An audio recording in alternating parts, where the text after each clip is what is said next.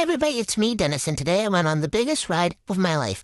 It was very exciting and we had to stop at Petco because my parents forgot my harness. And I choked myself to death on my leash, so I had to get a new thing. So I walked inside, I'd never been inside a Petco before, and I saw my mom and she had my harness and it was very exciting. And they measured it on me and it sounded really good, so we bought it. And then I got to the house where we were staying for a wedding and they had already given me a toy, so it was already in my mouth and I was obsessed with it. And then they showed me the outside where I need to pee, but mostly I just brought my toy out there because I love my new toy. It's a Nemo, and there's the wedding tent, and then here I am, still obsessed with my Nemo, and then I laid in the grass with my Nemo, and I just love my Nemo. We have clownfish at home, so he reminds me of them, and here I walked into my crate all by myself. So I hope you have a good night.